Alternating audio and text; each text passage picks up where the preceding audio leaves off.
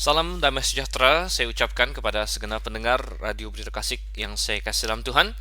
Apa kabar Anda sekalian? Atau mungkin Anda adalah pembeli atau pendengar Mutiara Kebenaran yang lainnya, karena Anda bisa mendengarkan Mutiara Kebenaran baik di Radio Berita Kasih ataupun Anda langsung mengorder Mutiara Kebenaran ini dari GBIA Grave. Dan benar sekali, saya ucapkan selamat pagi atau selamat siang atau selamat malam kapanpun Anda mendengarkan ini. Dan semoga Tuhan Yesus beserta dengan Anda. Kalau Anda orang yang sudah diselamatkan, tentunya Anda berada dalam perlindungan kasih karunia-Nya. Saudara yang kasih Tuhan, saya Dr. Stephen Einstein Liao, dan Anda bersama dengan saya saat ini dalam acara Mutiara Kebenaran. Selamat bergabung, dan saya harap Anda mempersiapkan hati, mempersiapkan pikiran, dan mempersiapkan Alkitab Anda, karena tujuan kita adalah mempelajari Alkitab. Kita bukan ingin mempelajari pikiran-pikiran saya sendiri, walaupun saya sebagai pemandu dan sebagai penjelas dan sebagai pengkhotbah dalam acara ini, tetapi bukanlah prinsip-prinsip saya, bukanlah pemikiran-pemikiran saya yang sebenarnya kita bicarakan, tetapi yang kita bicarakan adalah Alkitab, dan seharusnya justru prinsip-prinsip dan pengajaran saya diambil dari Alkitab. Dan saudara kasih Tuhan, Mutiara Kebenaran sudah sampai kepada Bilangan pasal yang ke-12. Kitab Bilangan adalah kitab keempat dalam Alkitab, ditulis oleh Musa dan berbicara mengenai perjalanan Israel di padang gurun. Kita sudah di tengah-tengah perjalanan itu.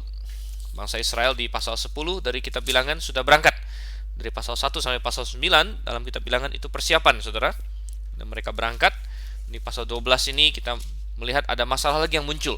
Kalau di pasal 11 dalam sesi yang lalu kita melihat ada masalah bersungut-sungut, dan kita sudah bahas itu dengan satu tema, yaitu dosa bersungut-sungut, dan bagaimana gejala dosa bersungut-sungut itu muncul, bagaimana bahayanya itu, dan bagaimana mengatasinya, bagaimana Tuhan menghukum dosa itu. Maka di pasal 12 ini ada muncul lagi masalah yang lain. Nah, sebelum kita melangkah lebih lanjut, baiklah kita berdoa dulu. Kita minta pertolongan Tuhan, karena firman-Nya lah yang akan kita bahas. Mari kita berdoa. Bapa di surga, kami sungguh ucap syukur Tuhan untuk kasih setia-Mu kepada kami. Sungguh berlimpah-limpah, sungguh besar. Tuhan, terlebih lagi Engkau membimbing kami melalui firman-Mu, dan kami rindu untuk ikut bimbingan-Mu pada saat ini, ketika kami belajar firman-Mu, agar kami mengerti semuanya. Semua ini kami landaskan dalam nama Yesus Kristus saja, Tuhan dan Juru Selamat kami yang hidup. Amin. Oke, kita buka Alkitab kita ke dalam Bilangan pasalnya yang ke-12. Dan dengan kita masuk ke pasal 12 ini, berarti kita sudah sampai kepada sekitar sepertiga dari kitab Bilangan, ya, karena kitab Bilangan totalnya 36 pasal. Jadi pasal 12 ini sepertiganya, saudara. Oke, coba kita lihat sekarang. Tidak panjang pasal ini, ada 16 ayat saja, tapi ada suatu masalah yang sangat penting yang muncul, yang pantas untuk kita bahas, saudara. Kalau di pasal 11 tadi kita katakan ada muncul masalah bersungut-sungut, maka di pasal 12 ini ada muncul masalah pemberontakan. Kita lihat di ayat 1, Miriam serta Harun mengatai Musa berkenaan dengan perempuan Kush yang diambilnya, sebab memang ia telah mengambil seorang perempuan Kush. Oke, jadi kita mulai di sini dengan permasalahan. Kalau di pasal 11 masalahnya dengan orang-orang rakyat banyak yang menggerutu, di sini masalahnya dengan dua individu spesifik, yaitu Miriam dan Harun, yang mempertanyakan kepemimpinan Musa dan menyerang kepemimpinan Musa. Nah, saudara yang kasih Tuhan, menyerang kepemimpinan seseorang adalah hal yang sering terjadi sekarang ini, dan banyak dalam konteks rohani kita melihat gembala-gembala sidang yang diserang kepemimpinannya. Nah, bukan berarti gembala sidang tidak boleh dipertanyakan, tetapi pemimpin-pemimpin yang dari Tuhan pantaslah untuk dihormati, dan pantaslah untuk kita ikut pimpinannya sejauh itu berada dalam firman Tuhan. Nah, kita melihat di sini Miriam dan Harun rupanya mempertanyakan kepemimpinan Musa, tapi bukan karena Musa telah menyimpang dari Tuhan, bukan karena Musa telah melakukan suatu kesesatan, tetapi berdasarkan hal-hal lain. Berdasarkan sebenarnya kecemburuan mereka sendiri, keinginan mereka sendiri untuk memimpin. Nah, ini yang salah. Jadi banyak orang menyerang pemimpin yang telah Tuhan tetapkan karena mereka yang ingin memimpin, begitu. Mereka yang ingin menguasai. Nah, ini harus sangat berhati-hati orang Kristen akan masalah ini. Nah, tapi coba kita teliti lebih lanjut di pasal ini, saudara. Jadi Miriam serta Harun katanya mengatai Musa. Nah, biasanya penyerangan terhadap kepemimpinan itu tidak dilakukan secara terbuka dengan berkata, "Hey, biar saya yang mimpin." Nah, biasa tidak seperti itu. Biasanya ada banyak alasan-alasan lain yang dipakai, saudara. Ketika seseorang tidak senang dengan gembala sidangnya atau dengan pemimpin rohaninya, dan dia ingin dia yang memimpin, biasanya bukan terus terang berkata begitu, tapi dipakai alasan-alasan lain. Nah, ini yang berbahaya. Di sini kita melihat Miriam dan Harun memakai satu alasan. Jadi mereka mendapatkan satu poin untuk menyerang si Musa, dikatakan berkenaan dengan perempuan Kush yang diambilnya. Sebab memang ia telah mengambil seorang perempuan Kush. Dan di sini Miriam lah yang dominan kita melihat. Karena di dalam bahasa aslinya ketika dikatakan Miriam serta Harun mengatai Musa, kata mengatai di situ, kata kerjanya itu orang ketiga feminim tunggal, saudara. Jadi Miriam yang mengatai dan sepertinya Harun ikut-ikutan begitu. Dan di sini mereka membuat satu alasan, yaitu perempuan Kush yang diambilnya. Nah, di sini muncul suatu kesulitan bagi sebagian orang, karena di Keluaran kita membaca bahwa istri si Musa itu adalah Zipora. Coba kita ingat-ingat kembali dan Anda boleh membuka bersama dengan saya di dalam Keluaran pasalnya yang kedua.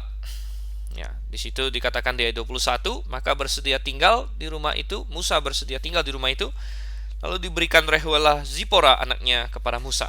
Jadi istri Musa adalah Zipora, seorang Midian. Tetapi di dalam Bilangan 12 ayat 1 di sini katakan perempuan Kush yang diambilnya, sebab memang ia telah mengambil seorang perempuan Kush. Sehingga para kritik Alkitab, terutama orang-orang liberal, berkata, di sini ada kontradiksi, dan mereka memakai itu untuk mempush atau mengedepankan teori mereka bahwa kitab Taurat ini ditulis oleh banyak orang. Sehingga karena ditulis oleh banyak orang, banyak editor bukan Musa menurut mereka, banyak editor di zaman yang jauh belakangan dari Musa atau jauh setelah Musa, maka terjadi banyak diskrepansi menurut mereka. Salah satunya ini.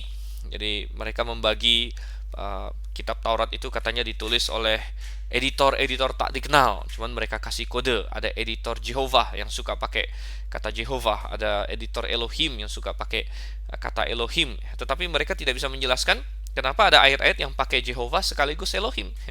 Kemudian mereka bagi lagi, ada yang mereka sebut Deuteronomis, yaitu editor yang menulis kitab Ulangan, karena kitab Ulangan dianggap berisikan bahan-bahan yang double atau mengulang. Jadi itu pasti editor lain kata mereka. Kemudian ada editor yang mereka sebut priestly, editor yang dari latar belakang imam, yang banyak menulis tentang ritual-ritual, korban-korban dan lain sebagainya. Tetapi ini semua sangat tidak berdasar, dan kita sudah bahas bahwa kitab Taurat ditulis oleh Musa, Yesus Kristus menyatakannya, dan saya lebih percaya Yesus Kristus daripada orang-orang liberal yang sudah hidup beribu-ribu tahun kemudian yang bahkan tidak percaya Alkitab. Nah, tetapi bagaimana dengan ini? Apakah ada kontradiksi? Sama sekali tidak, saudara yang kasih Tuhan. Ada banyak penjelasan bagaimana kenapa di sini dikatakan Musa mengambil seorang perempuan Kush. Ada satu penjelasan, bisa saja bahwa Kush, sebelumnya saya harus jelaskan dulu. Kush ini dalam Alkitab biasanya diterjemahkan Ethiopia, jadi wanita Ethiopia, saudara. Jadi ada penjelasan yang berkata bahwa Rehuel, mertuanya Musa, tadinya adalah orang Ethiopia yang pindah ke Midian. Nah, jadi anaknya memang Midian, Zipora orang Midian, tapi juga orang Ethiopia karena dia pindah dari Ethiopia. Ya, itu bisa satu penjelasan. Atau penjelasan kedua, bisa juga istilah perempuan Kush atau perempuan Ethiopia ini adalah hanya ucapannya si Miriam saja sebagai suatu bentuk hinaan, mungkin karena Zipora itu kulitnya agak hitam gitu. Jadi disebut perempuan Ethiopia kamu gitu.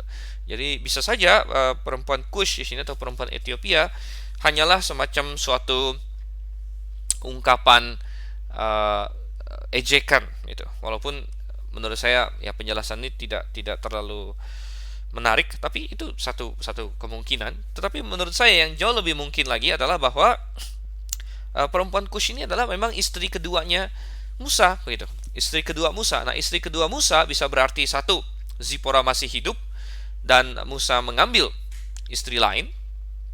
Apakah karena satu dan lain hal, atau mungkin Zipora pulang bersama dengan mertuanya Musa? Tapi bagi saya ini adalah opsi yang sangat tidak mungkin, ya, karena Musa adalah seorang hamba Allah dan tentu dia tidak berpoligami, saudara yang kasih Tuhan. Yang lebih mungkin adalah Zipora telah meninggal. Ya.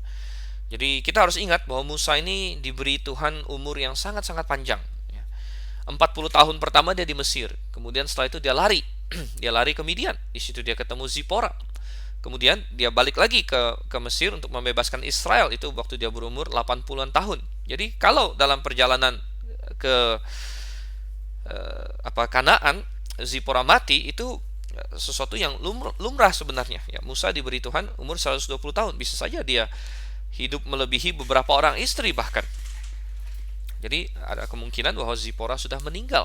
Ya, bahwa kalau Musa ketemu Zipora waktu dia berumur 40-an tahun, menikah, dan sekarang sudah berumur 80-an tahun, maka pernikahan mereka sudah 40-an tahun. Bisa saja Zipora sudah meninggal dan kemudian dia menikah dengan perempuan lain. Nah, permasalahannya di sini, ya, ternyata Miriam tidak suka dengan perempuan lain ini. Tapi sebenarnya ini hanya alasan. Ya. Ini sebenarnya bukan urusan Miriam, begitu.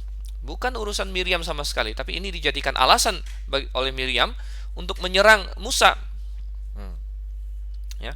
Perhatikan di sini, kita lihat mungkin Miriam masih merasa sebagai kakak. Kita harus ingat bahwa Miriam dan Harun adalah kakak dari Musa. Jadi Harun kakak yang lebih besar sekitar 3 tahun, dan Miriam itu lebih besar banyak tahun, karena Miriam lah yang bersembunyi ketika Musa dibaringkan di Sungai Nil di dalam box, dalam satu keranjang.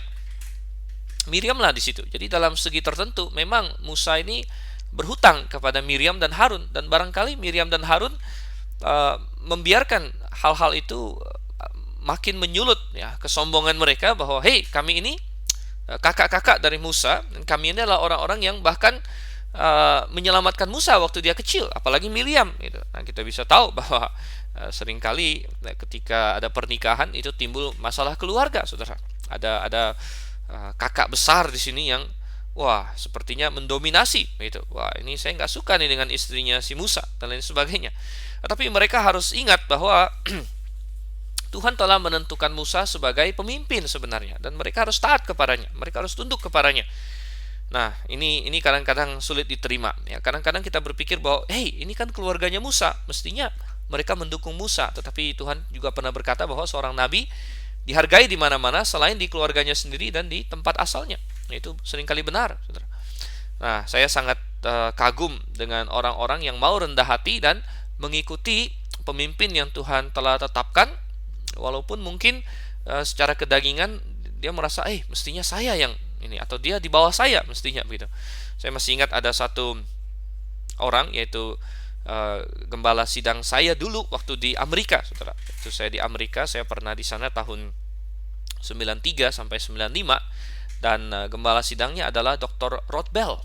Dr. Rothbell, dan Dr. Rothbell ini sudah tua, dan saya hanya dengar ceritanya saja. Saya tidak pernah ketemu dengan bapaknya Dr. Rothbell. Jadi bapaknya Dr. Rothbell dulu adalah seorang yang tidak percaya Tuhan. Tapi setelah Dr. Rothbell percaya Tuhan, kemudian dia memenangkan bapaknya. Nah, akhirnya bapaknya menjadi anggota jemaatnya sendiri. Ya, tetapi di hadapan orang-orang, bapaknya itu tidak akan pernah istilahnya merasa bahwa ini saya bapaknya dia nih, dia harus tunduk sama saya. Tidak. Bapaknya itu rupanya sangat hormat kepada Rothbell, anaknya sendiri, sebagai seorang gembala. Jadi dalam pertemuan jemaat dia akan panggil dia pastor, bahkan dia tidak panggil anaknya, dia tidak panggil hey Rothbell gitu, dia panggil pastor. Luar biasa sekali. Ya. Nah, berbeda dengan Miriam dan Harun di sini. Miriam dan Harun merasa ya kami kakak ini, bahkan mungkin Miriam berpikir saya ini yang menyelamatkan kamu Musa. Memang benar Miriam dipakai Tuhan untuk menyelamatkan Musa, tetapi dia harus ingat bahwa Musa lah sekarang yang telah diangkat untuk menjadi pemimpin. Nah, ini harus kita jaga. Jadi coba kita lihat ayat yang kedua, saudara. Ayat yang kedua dan yang ketiga, kata mereka, sungguhkah Tuhan berfirman dengan perantaraan Musa saja? Bukankah dengan perantaran kita juga ia berfirman? Dan kedengaranlah hal itu kepada Tuhan. Adapun Musa ialah seorang yang sangat lembut hatinya, lebih dari setiap manusia yang di atas muka bumi. Oke. Di sini apa kata mereka? Ya, kata Miriam terutama, sungguhkah Tuhan berfirman dengan perantara Musa saja? Jadi mereka mulai mempertanyakan otoritas Musa. Masa cuma Musa saja pemimpin? Masa Tuhan cuma berfirman melalui dia? Ya. Seolah-olah mereka ingin mengatakan Musa ini sombong kalau dia ingin memimpin sendirian. Nah, di ayat 3 dijelaskan sebenarnya Musa tidak sombong. Musa sangat lemah lembut. Dan adalah Tuhan yang telah menaikkan Musa ke posisi itu. Kita harus ingat di Keluaran bagaimana Musa pertama menolak. Nah, tetapi Miriam di sini sebenarnya justru memperlihatkan kesombongan dirinya sendiri. Dia yang ingin mengambil alih sebenarnya. Dan ini tidak boleh, saudara yang kasih Tuhan. Ini tidak boleh. Kita lihat bahwa dia bilang, bukankah dengan perantaran kita juga ia berfirman? Dan memang benar bahwa Tuhan pernah berfirman kepada Harun, itu benar. Dan Tuhan pernah berfirman melalui Miriam, juga benar. Bahwa di dalam Keluaran pasal yang ke-15, kalau kita lihat ketika mereka selesai keluar dari Laut Merah, ya, ketika mereka selesai dari Laut Merah, di situ Musa menyanyi. Musa menyanyi, dan kemudian di ayat 21 kalau kita lihat dalam Keluaran 15 ayat 21, dan menyanyilah Miriam memimpin mereka, memimpin wanita-wanita, dan Miriam memimpin para wanita untuk menyanyi, dan kata-katanya dicatat sebagai firman Tuhan. Jadi ada juga Tuhan bekerja melalui Miriam. Bahkan ada lagu yang dinyanyikan Miriam bersama dengan perempuan-perempuan Israel yang menjadi firman Tuhan, dicatat sebagai firman Tuhan di dalam Keluaran 15 ayat 21 di sini. Jadi walaupun benar mungkin Miriam berkata, "Hey, saya juga dipakai Tuhan kok." Ya. Tuhan juga mau memakai saya. Benar, itu tidak salah Miriam. Tetapi jangan lupa Tuhan telah menaruh Musa sebagai pemimpin. Nah, jadi kita harus hati-hati, saudara. Dan kembali saya harus kaitkan ini kepada masalah gereja lokal, karena hari ini tidak ada Israel, saudara.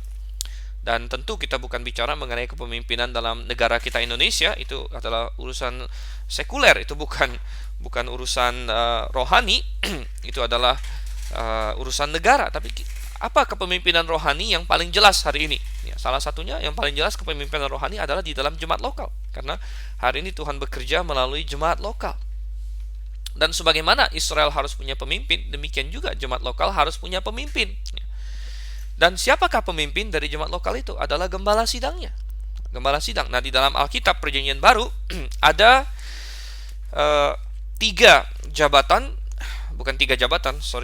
istilah ya, yang menggambarkan satu jabatan, yaitu sering disebut gembala, penatua, atau disebut juga penilik ya, atau dalam bahasa Inggrisnya pastor itu gembala, kemudian penatua itu elder, kemudian penilik itu bishop. Nah, Alkitab menegaskan bahwa ketiga istilah ini mengacu kepada orang yang sama. Misalnya, kita buka dalam Kisah Rasul pasal 20, saudara. Kisah Rasul pasal 20, dan dalam Kisah Rasul pasal 20 ini ya, kita lihat misalnya di ayatnya yang ke-17 sampai ayat yang ke-38, di sini Paulus berbicara dengan penatua-penatua jemaat Efesus. Dan di ayat 17 dikatakan di situ, karena itu ia menyuruh seorang dari Miletus ke Efesus dengan pesan supaya para penatua jemaat datang ke Miletus. Jadi di sini disebut sebagai penatua. Nah, setelah disebut sebagai penatua, kemudian kalau kita lihat di ayat yang berikutnya, yaitu ayat yang ke-28, dikatakan, karena itu jagalah dirimu dan jagalah seluruh kawanan, karena kamulah yang ditetapkan Roh Kudus menjadi penilik.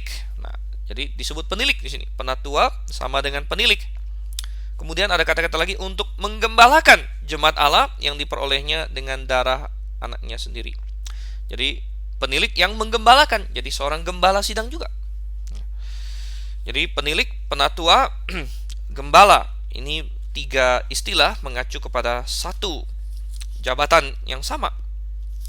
Nah, kita bisa melihat ini juga di dalam Titus, saudara. Titus pasal yang pertama, Titus 1, kita lihat ayat yang ke-5. Titus 1 ayat 5, di sini dikatakan, Paulus bilang sama Titus, ya, saya mulai dari tengah saja, supaya engkau menetapkan penatua-penatua di setiap kota. Ya, kemudian kalau kita lengkap ke ayat 7, penatua ini disebut juga penilik, sebab sebagai pengatur rumah Allah seorang penilik jemaat. Jadi penatua, elder, dan bishop itu adalah istilah yang mengacu kepada jabatan yang sama, dan ini adalah jabatan kepemimpinan yang Tuhan taruh bagi jemaat, saudara. Jadi Tuhan taruh seorang gembala sidang sebagai pemimpin jemaat. Itu adalah pemimpin rohani hari ini. Dan Alkitab mengajarkan bahwa orang percaya harus menghargai, ya, tunduk kepada pemimpin mereka. Nah, nanti kita akan bahas juga bahwa apa maksudnya tunduk kepada gembala sidang. Apakah berarti tidak boleh bertanya kepadanya, atau berarti gembala sidang harus selalu benar? Tidak juga, ya, tetapi kita akan lihat nanti. Nah, kembali ke Bilangan pasal 12. Bilangan pasal 12, kita lihat di sini, Miriam mempertanyakan otoritas Musa, bukan karena Musa mengajak mereka menyimpang dari Tuhan atau berbuat sesuatu yang sesat, tapi dengan alasan-alasan pribadi, dan sebenarnya dengan motivasi dia ingin ikut memimpin. Jadi dia bilang, Tuhan juga berbicara dengan saya kok, gitu. Nah, di ayat 2, di Bilangan 12 ayat 2 kita temukan, dan kedengaranlah hal itu kepada Tuhan. Oh iya, tentu Tuhan mendengar semuanya, saudara. Hati-hati kita berbicara. Tuhan tahu semua yang kita lakukan. Tuhan tahu semua hati, semua motivasi kita. Nah, ayat 3 yang tadi sudah kita baca membantah sebenarnya tuduhan Miriam bahwa Musa itu sombong, bahwa Musa itu berusaha untuk mengkonsolidasi kekuatan untuk dirinya sendiri, gitu. Sepertinya Miriam dan Harun menyalahkan Musa, kok Musa mau memerintah sendiri, gitu ya. Tapi firman Tuhan berkata, Musa benar tidak. Musa itu orang yang sangat lemah lembut, ya, paling lemah lembut katanya, lebih dari setiap manusia yang ada di atas muka bumi ini. Nah, ada orang yang berkata, oh, kok Musa kalau dia lemah lembut, rendah hati, kenapa dia bisa menulis kata-kata seperti ini? Ya, jadi kata lemah lembut di sini bisa juga dimengerti rendah hati, saudara. Ya, lemah lembut, meek, atau humble, itu humble, ya, rendah hati. Jadi ada orang yang bilang kalau orang itu rendah hati, dia nggak akan tulis dia yang paling rendah hati, jadi malah menyombongkan kerendahan hatinya, gitu. Ya, bisa saja ini bukan Musa yang menulis, tapi Yosua, saudara. Ya, karena kita tahu bahwa kitab Taurat yaitu Kejadian sampai Ulangan memang ditulis oleh Musa, tetapi diselesaikan oleh Yosua. Karena dalam Ulangan pasal terakhir, di situ ada mencatat tentang kematian Musa. Banyak orang yang mempertanyakan, loh, kok ini ada kematian Musa dicatat? Ya, jawabannya sederhana, itu Yosua. Jadi suatu karya bisa saja ditulis seseorang, tapi diselesaikan orang lain setelah dia meninggal, tetapi tidak mengurangi sedikit pun bahwa karya itu ditulis oleh orang yang meninggal tersebut. Ya, jadi sepertinya setelah Musa mati, Tuhan menyuruh Yosua untuk melengkapi kitab Taurat, yaitu misalnya masalah kematian Musa, dan barangkali ayat-ayat seperti ini, ya, yang bercerita tentang Musa itu sendiri. Jadi ada catatan di sini bahwa Musa adalah orang yang paling lemah lembut, ya, paling humble, rendah hati, ya, di atas muka bumi ini. Wow, suatu komentari yang luar biasa yang dicatatkan oleh Tuhan, saudara. Kalau Tuhan yang bilang, wow, luar biasa sekali. Tapi kita harus ingat bahwa Musa tidak dari awalnya lemah lembut, tidak dari awalnya rendah hati. Anda masih ingat waktu dia di Mesir, cukup sombong dia, dan cukup berapi-api, ya, waktu dia melihat orang Mesir membunuh, atau bukan membunuh, dia melihat orang Mesir, satu orang Mesir sedang bertindak tidak fair kepada orang Israel, dengan panas dia membunuh orang itu. Wow, bukan seorang yang lembut hati. Bukan seorang yang lembut hati, saudara. Dan tapi sekarang dikatakan Musa lembut hatinya, ya. Dan rupanya diperlukan 40 tahun belajar, ya. 40 tahun di padang gurun Tuhan mengajarkan dia kerendahan hati, kelembutan hati, dan ternyata pelajaran itu sukses, ya. Luar biasa Tuhan membentuk kita. Kadang-kadang diperlukan waktu, ya. Musa awalnya cukup sombong, mengandalkan kekuatannya. Mungkin dia pikir orang Israel mestinya langsung menerima saya. Oh, saya kok yang paling hebat, saya telah dipilih Tuhan, saya mendapat segala ilmu Mesir kan bukan percuma, saya harus memimpin kalian. Oh, tapi tenang dulu, ya. Dia harus belajar dulu, belajar lembut. Dan untung saja Musa begitu lembut, saudara. Kalau enggak orang Israel sudah habis binasa di padang gurun, ya. Karena berulang kali Musa lah yang melembutkan hati Tuhan, katanya, yang berdoa untuk Israel di hadapan Tuhan. Nah, lembut ya. Lembut itu bukan berarti istilahnya kebanci-bancian. Beda. Banyak orang berpikir laki-laki jangan lembut ya. Nah, lembut itu artinya kamu ke wanita-wanitaan ya, seperti perempuan. Oh tidak, Saudara. Lembut itu apa? Lembut itu atau meekness dalam bahasa uh, Inggris ya, meekness, lembut hati ya. Yang lembut, lemah lembut bukan berarti lemah. Jadi ada beda antara lemah lembut dengan lemah, Saudara. Lemah lembut ini dalam Alkitab mengacu kepada hatinya, bukan kekuatan fisiknya dan bukan masalah dia takut, tapi hatinya baik, hatinya tidak mau uh, bertengkar dengan orang ya, hatinya tidak mau ya, hal-hal seperti itu. Jadi ada satu pepatah yang berkata meekness atau kelemah lembutan is power under control, adalah kekuatan yang berada di bawah kendali, dan itu benar ya. Oleh karena itu Tuhan pernah berkata dalam khotbah di bukit, dia katakan di Matius pasal yang kelima, berbahagialah orang yang lemah lembut, katanya. Di ayat yang kelima, berbahagialah orang yang lemah lembut karena mereka akan memiliki bumi ya, Matius 5 ayat 5. Berbahagialah orang yang lemah lembut. Meekness is power under control. Kelemah lembutan adalah kekuatan yang bisa dikendalikan. Jadi Yesus adalah orang yang lemah lembut ya, tetapi dia tentu punya kuasa yang besar, dan bukan berarti dia tidak berani. Oh, dia sangat berani sekali. Tapi dia lemah lembut karena kuasanya sepenuhnya dia kendalikan, tidak meletup-letup ya, tidak disalahgunakan dalam situasi-situasi yang tidak tepat ya, tetapi lemah lembut ya. Musa juga rupanya demikian, dan Musa adalah tipologi dari Kristus. Kita harus ingat itu. Musa adalah gambaran dari Kristus. Oke, kita lihat sekarang pasal yang keempat. Ayat yang keempat ya, Bilangan 12 ayat yang keempat. Lalu berfirmanlah Tuhan dengan tiba-tiba kepada Musa, Harun dan Miriam, keluarlah kamu bertiga ke kemah pertemuan. Maka keluarlah mereka bertiga. Ayat 5. Lalu turunlah Tuhan dalam tiang awan dan berdiri di pintu kemah itu, lalu memanggil Harun dan Miriam, maka tampillah mereka keduanya. Lalu berfirmanlah ia, dengarlah firmanku ini, jika di antara kamu ada seorang nabi, maka aku Tuhan menyatakan diriku kepadanya dalam penglihatan, aku berbicara dengan dia dalam mimpi. Bukan demikian hambaku Musa, seorang yang setia dalam segenap rumahku. Berharap-harapan aku berbicara dengan dia, terus terang, bukan dengan teka-teki, dan ia memandang rupa Tuhan. Mengapakah kamu tidak takut mengatai hambaku Musa? Sebab itu bangkitlah murka Tuhan terhadap mereka, lalu pergilah ia. Dan ketika awan telah naik dari atas kemah, maka tampaklah Miriam kena kusta, putih seperti salju. Ketika Harun berpaling kepada Miriam, maka dilihatnya bahwa dia kena kusta. Tuhan mendengar, saudara. Dikatakan Tuhan mendengar kata-kata Miriam dan Harun.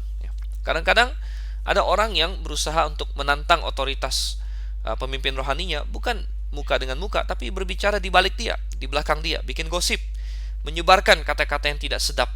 Mungkin Miriam dan Harun berbicara di balik, hei itu istri Musa, lihat tuh. Wah, bagaimana pemimpin seperti itu? Ya, istrinya seperti itu. Wah, salah sih. Nah, segala macam gosip, saudara kasih Tuhan. Tetapi ingat, Tuhan mendengar. Tuhan mendengar, dan dalam kasus ini ya, Tuhan bahkan datang dan menghandle masalah ini secara langsung, saudara. Oh, betapa Miriam dan Harun ya pasti gemetar ketika Tuhan menyuruh mereka keluar. Dan Tuhan bilang apa? Hei, ya intinya Tuhan bilang gini, memang aku berbicara melalui orang-orang lain. Ya, kalau aku bicara dengan seorang nabi, kata Tuhan di ayat 6, aku menyatakan diri, apakah dengan penglihatan, dengan mimpi ya. Jadi tidak salah memang Tuhan ada memakai Harun dan Miriam ya. Tetapi Tuhan tegaskan lagi, Musa ini spesial. Musa telah kupilih ya, dan Tuhan menggarisbawahi keistimewaan dari Musa dengan mengatakan bahwa Musa ini berbicara dengan Tuhan muka dengan muka, saudara. Muka dengan muka. Dan berkaitan dengan itu berarti adalah Yesus Kristus yang berbicara dengan Musa, yaitu rupa Tuhan. Ya, Yesus adalah yang menyatakan Allah Bapa. Jadi tidak ada nabi lain di Perjanjian Lama yang seperti itu, ya, di mana berbicara dengan Tuhan muka dengan muka, katanya. Sekali lagi kita mengingatkan bahwa Musa di sini menggambarkan Yesus Kristus itu sendiri, mentipologikan Yesus. Ya, karena nanti Yesus Kristus akan datang, dan di dalam Ulangan Tuhan ada bernubuat bahwa dia akan mengirim seorang nabi yang seperti Musa. Nabi yang seperti Musa, dan itulah Yesus Kristus. Yesus Kristus. Nah, kalau kita lihat kembali di sini, akhirnya Tuhan marah, dan pemberontakan terhadap pemimpin adalah hal yang sangat bodoh sebenarnya. Karena apa? Coba kita buka di dalam Ibrani pasal yang ke-13, saudara. Ibrani pasal yang ke-13.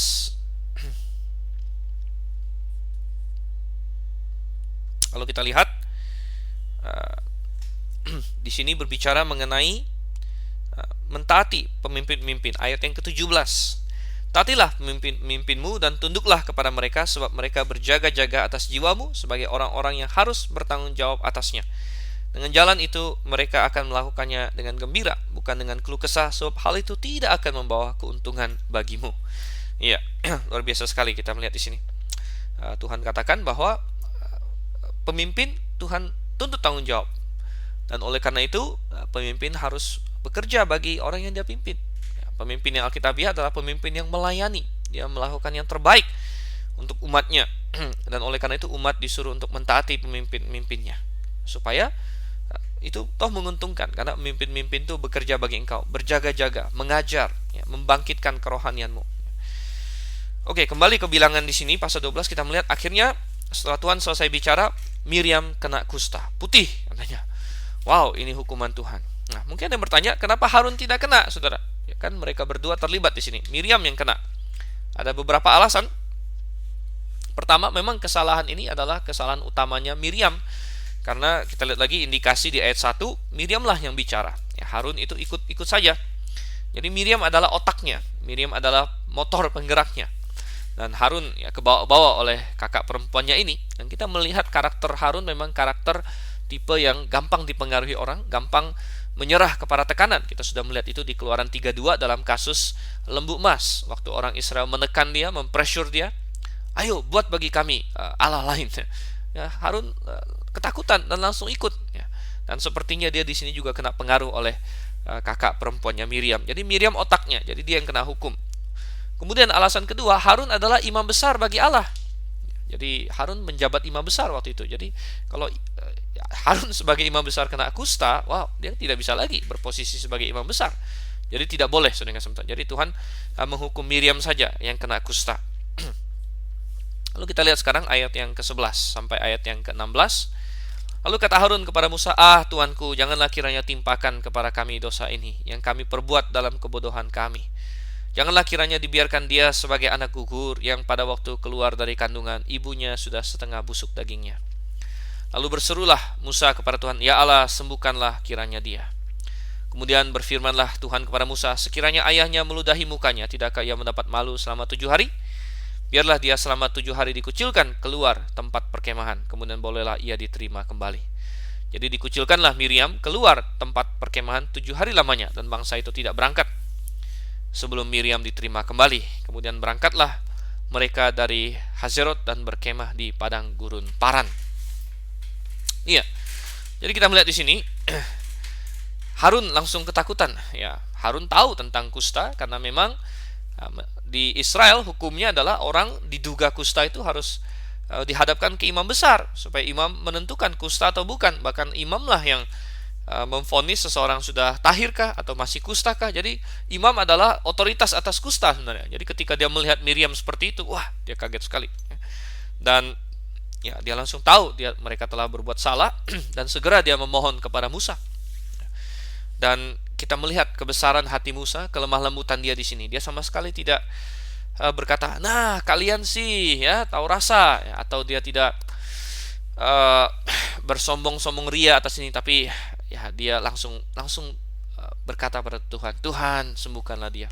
Dan berulang kali kita melihat Musa bagaikan seorang pembela bagi umat Israel, bagi Miriam di sini, ya, bagi Harun dan lain sebagainya. Musa seorang pembela, dan dalam hal ini dia melambangkan sekali lagi juru selamat kita Yesus Kristus. Ya. Tetapi Tuhan bilang apa? Oke, baik, saya sembuhkan, tapi ya dia harus mendapat malu dulu. Ya. Seperti seorang ayah yang meludahi anaknya, dia pasti kena malu. Demikianlah Miriam 7 hari dikucilkan. Nah, ini mengajarkan kita bahwa sungguh dosa bisa diselesaikan, kita bisa minta ampun sama Tuhan, tapi alangkah baiknya preventif daripada menyembuhkan, ya, mencegah daripada menyembuhkan.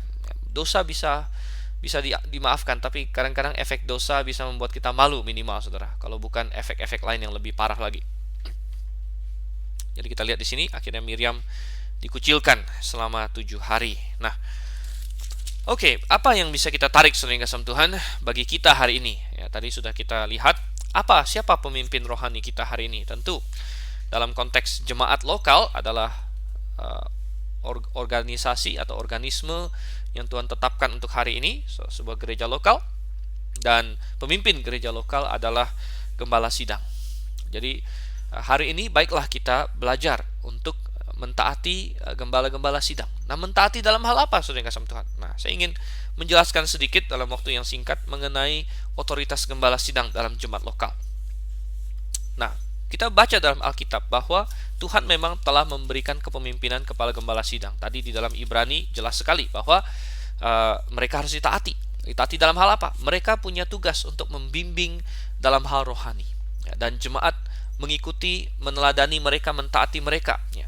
Jadi gembala punya wewenang dan punya kewajiban untuk memimpin umatnya di dalam kerohanian. Ya.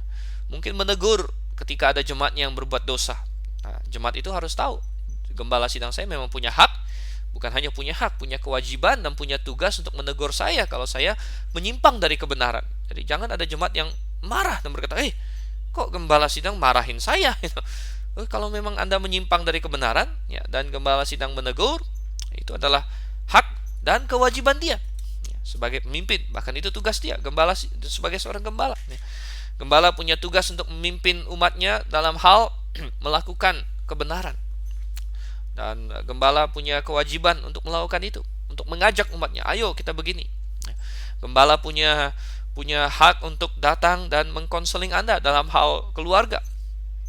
Ya, misalnya memberikan nasihat tentang bagaimana membesarkan anak, itu adalah bagian dari pimpinan dia. Nah, saudara yang kasih Tuhan. Jadi ini adalah otoritas gembala sidang.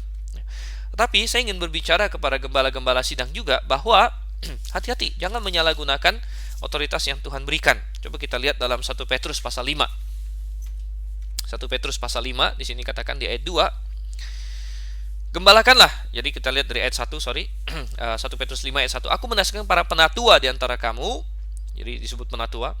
Aku sebagai teman penatua dan saksi penderitaan Kristus yang juga akan mendapat bagian dalam kemuliaan yang akan dinyatakan kelak. Gembalakanlah kawanan domba Allah. Jadi penatua itu gembala juga, saudara. Itu satu jabatan sebenarnya. Jadi ada banyak gereja yang salah di mana mereka punya gembala lalu punya satu badan lain yang disebut penatua. Bukan. Penatua dan gembala itu sama.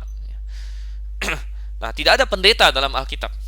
Anda boleh cari, pendeta tidak ada. Baiklah, kita kembali ke istilah yang dipakai Alkitab. Gembala, penatua, atau penilik.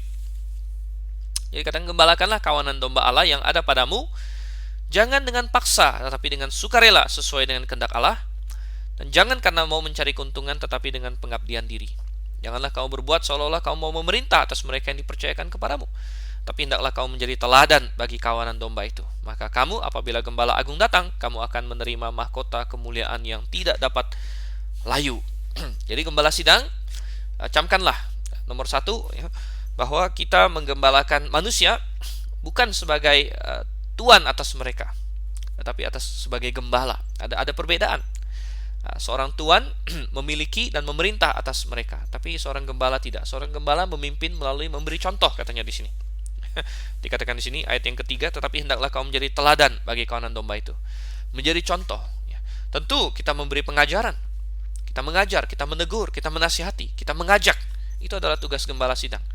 Dan gembala sidang juga Tuhan berikan otoritas untuk mengendalikan arah pelayanan, ya, mengendalikan arah gereja. Itu adalah tugas dia. Ya, karena di dalam kitab Wahyu kita melihat gembala sidang Tuhan tuntut pertanggung jawab atas arah gereja tersebut. Ada gereja Efesus yang kasihnya mulai hilang. Ya, gembala sidang di situ Tuhan tegur. Ada gembala sidang di Sardis yang jemaatnya banyak yang mati, gembala sidangnya Tuhan tegur, ya, malaikat jemaat di Sardis itu. Jadi gembala sidang punya tanggung jawab untuk memimpin, untuk memberi teladan, untuk mengarahkan gereja, tapi bukan untuk memerintah. Apa perbedaannya, saudara? Ya, memerintah artinya memerintahkan hal-hal tertentu. Dia bukan seorang raja. Ini bukan anak buah dia seolah-olah rakyatnya yang bisa dia perintah. Ayo kasih saya uang. Ada ya gereja-gereja dalam sekte-sekte yang seperti itu, bahkan mengendalikan kehidupan umatnya sendiri. Ya. Suruh dia begini, suruh dia begitu. Ya. Tidak, ya seorang gembala sidang menggembalakan. Ya.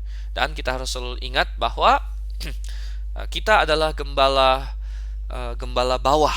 Ada gembala atas di atas kita, yaitu Yesus Kristus, gembala agung kalau istilah Petrus di sini. Jadi kita ini adalah under shepherd kalau bahasa Inggris berkata, yaitu gembala yang didelegasikan kekuasaan oleh gembala agung. Jadi kita bukan the top shepherd, bukan gembala utamanya. Yesus adalah gembala utama. Kita dipercayakan sini. Harus kita ingat itu. Dan marilah kita menggembalakan dengan kerendahan hati. Nah, untuk jemaat apa ininya? Anjuran firman Tuhan. Ya, hormatilah gembalamu, terutama gembala yang berada dalam kebenaran, yang mengajar dengan baik, yang benar-benar berusaha untuk memajukan kerohanianmu. Ya, hormati mereka. Ya, taatilah kepemimpinan mereka. Taati kepemimpinan mereka. Bukan berarti tidak boleh mengecek seorang gembala apakah benar sesuai firman Tuhan. Justru harus. Ada banyak sekte-sekte di mana gembalanya sesat, ya, jemaatnya ikut terus. Bukan. Jemaat harus kritis, ya, dan boleh silakan bertanya kepada gembala, Pak Gembala, kenapa begini? Ya, kalau gembala itu menyimpang, kita boleh kasih tahu. Dan kalau dia terus menyimpang, harus kita berpisah. Tetapi gembala yang berada di dalam kebenaran, taatilah kepemimpinannya dalam hal-hal yang mungkin kita tidak setuju dengan. Wah, gembala sidang saya mau gereja saya bangkunya tipe begini, saya nggak setuju. Tapi karena dia gembala, ya, kita taati saja, kita turuti. Ini bukan masalah doktrin, saudara. Ya. Atau gembala saya memimpin jemaat dengan cara misalnya dia kok suruh orang itu pimpin nyanyi ya. Dia kenapa suruh orang itu pimpin nyanyi? Jangan mempermasalahkan hal-hal itu kalau memang tidak ada masalah, saudara. Atau hal-hal kecil, ya. Dia itu pemimpin ya, karena memang Tuhan taruh dia pemimpin, dia punya hak untuk melakukan itu ya. Kecuali dia menyimpang dari firman Tuhan ya. Nah, hari ini banyak sekali orang Kristen yang mau menjadi pemimpin. Mereka terbawa-bawa oleh sistem Protestan, sistem majelis. Jadi majelis yang berkuasa. Nah, ada banyak yang sudah masuk ke gereja Alkitabiah pun, saya takut kadang-kadang ada yang tetap mau jadi pemimpin. Jadi gembalanya dia yang atur gitu. Karena mereka sudah terbiasa dengan gereja-gereja di mana sintuanya lah, majelisnya lah, apanya lagi, sinodenya lah yang mengatur seorang gembala sidang gitu. Nah, jadi pebisnis yang punya uang yang mengatur jemaat. Oh tidak. Ya, kita berkata gembala sidang yang memimpin. Karena apa? Ya karena dialah yang akan dituntut tanggung jawab oleh Tuhan. Di kitab Wahyu dikatakan begitu. Ya, dan dia yang ditaruh di Alkitab sebagai pemimpin. Nah, mungkin ada yang bertanya, bagaimana dengan kalau ada gereja yang memiliki lebih dari satu gembala sidang? Ya benar, ya, dalam Alkitab ada itu. Ya, misalnya gereja Efesus tadi kita baca, ya, jemaat Efesus di Kisah Rasul 17 ada para penatua di situ. Tetapi walaupun ada lebih dari satu penatua, tetapi ketika Tuhan menulis surat di Wahyu 2 ayat 1 sampai 7 kepada jemaat di Efesus, di situ hanya satu malaikat jemaat yang Tuhan singgung di situ. Artinya berarti kalau ada lebih dari satu penatua, tetap ada satu penatua yang senior, yang paling bertanggung jawab di situ. Nah, dialah pemimpin gereja itu yang paling atas. Mungkin penatua lain membantu dia. Nah, penatua lain tentu dihormati juga, tetapi penatua-penatua yang di bawah penatua utama ini tetap juga tunduk kepada kepemimpinan penatua yang utama itu atau gembala sidang utama. Ya, jadi kita belajar banyak hal dari perikop ini. Pemberontakan yang dilakukan oleh orang-orang ini tidak benar, Miriam dan Harun, dan mereka belajar dari situ. Baiklah, kita belajar juga. Oke, saya Dr. Steven Senliao. Kita akan bertemu kembali dalam acara Mutiara Kebenaran di sesi berikutnya. Nanti kita masuk ke pasal 13, pasal yang sangat menentukan, yang mengubah perjalanan kitab Bilangan sebenarnya, ya, sehingga Bilangan menjadi berbeda daripada kalau misalnya mereka tidak memberontak di pasal 13. Tapi nanti itu kita simpan pembahasannya sampai kali berikutnya. Sampai berjumpa. Maranatha.